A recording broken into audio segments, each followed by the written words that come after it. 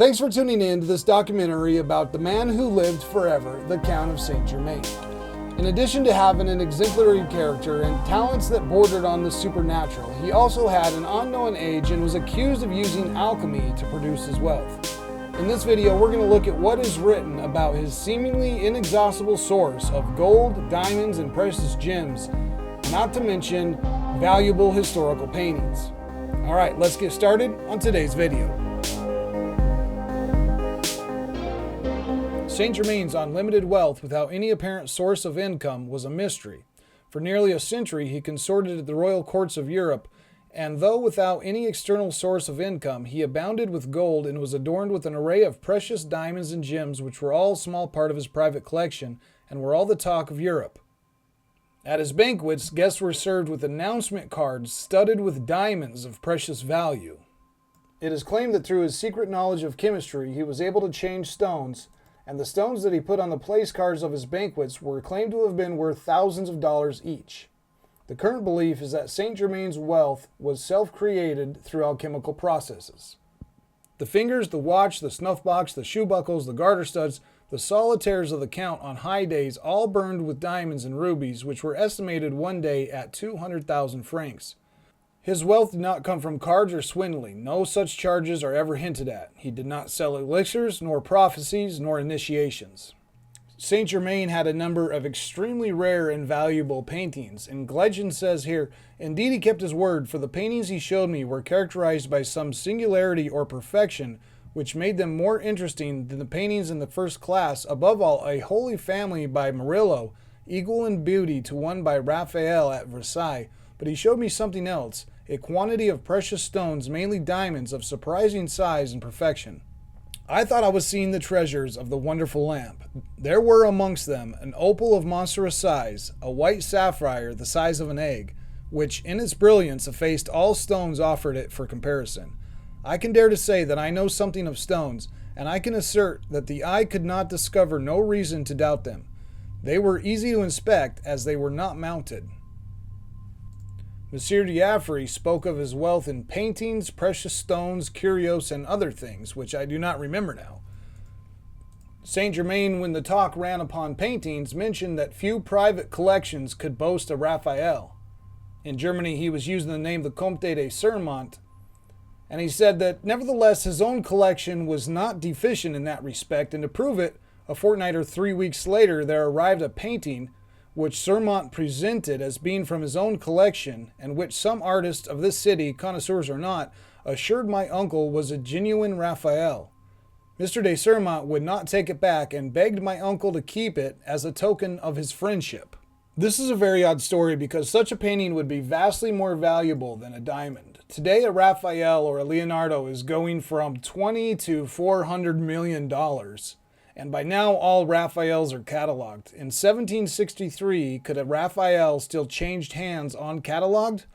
I wrote the National Gallery, and their reply was that in the 18th century it would have been possible for a painting by Raphael to be catalogued, suggesting that cataloging then was the exception rather than the rule. John Shearman, chairman of Princeton University, a specialist in Raphael, said that a painting by Raphael of a Holy Family in 1763 is probably valued at around 80,000 florins, which a valuation today would of course be well over $1 million. He showed Madame de Pompadour a little box full of rubies, topazes, and diamonds. Madame de Pompadour called Madame de Hausset to look at them. She was dazzled but skeptical and made a sign that she thought them paste. The Count then exhibited a superb ruby, tossing aside contemptuously a cross covered with gems. "That is not so contemptible," said Madame de Hausset, hanging it around her neck. The Count begged her to keep the jewel, but she refused, and Madame de Pompadour backed her refusal. But Saint Germain insisted, and Madame de Pompadour, thinking that the cross might be worth 40 louis, made a sign to Madame de Hausset that she should accept. She did, and the jewel was valued at 1,500 francs. He possessed and distributed the most precious stones and priceless gems. Madame de Pompadour said this singular man passed for being fabulously rich, and he distributed diamonds and jewels with astonishing liberality. The Count dresses simply but with taste. His only luxury consists of a large number of diamonds, with which he is fairly covered. He wears them on every finger, They are in the snuff boxes and his watches. One evening he appeared at court with shoe buckles, which Herri de Comte, an expert in precious stones, estimated as worth 200,000 francs. Nothing but the possession of an alchemical secret could perhaps account for the enormous wealth at his command, though he was not known to have any money lying at any bankers. What he does seem to have admitted, at least ambiguously, is that he could make a big diamond out of several small stones. He asserted that he could also increase the size of pearls at will, and some of the pearls in his possession were certainly of astonishing size. In the 1700s, France was suffering from poverty, starvation, and unemployment, and other countries were trying to call in their loans to France, not extend them. And Saint Germain said that he had a project for their rehabilitation by obtaining credit for France from Dutch bankers. And that's why at the time it seems that Saint Germain's private credit was greater than that of the French king and the entire realm. I find here a person who has been here for some time, known here as the Comte de Saint Germain.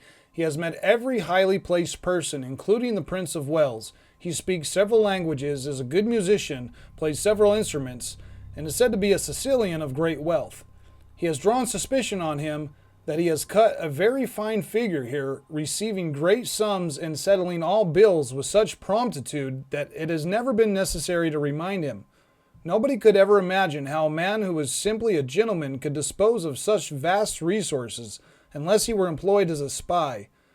He has been left in his own apartment under the guard of a state messenger. No papers have been found in it or on his person which furnish the least evidence against him. He has been interrogated by the Secretary of State, to whom he does not furnish an explanation of himself quite so satisfactory as the gentleman wishes, persisting in his refusal to state his name, title, or occupation, unless to the king himself, for he says his behavior has in no ways contrary to the laws of the country, and it is against common right to deprive an honest foreigner of his liberty without formulating an accusation. And one thing to remember is that in Saint Germain's poetry, he did say, "I have known the principle and the end of the great all. I have seen gold in its puissance at the bottom of its mine."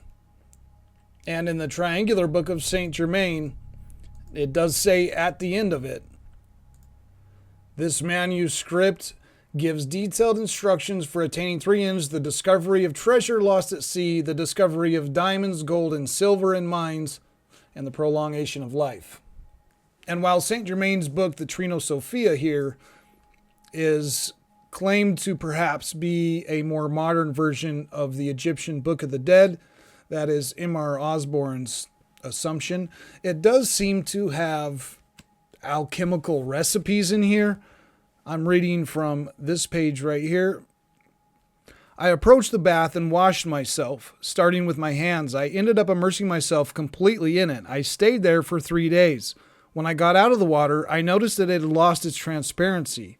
The sand at the bottom had turned gray, and rust-colored particles steered in the fluid."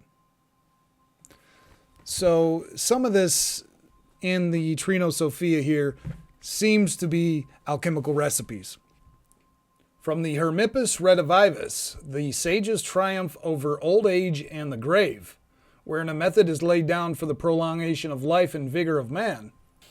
Hence it comes to pass that though an adept is possessed of greater wealth than is contained in the mines of Peru, yet he always lives in so moderate a manner as to avoid all suspicion, and so as to never be discovered unless by some unforeseen accident.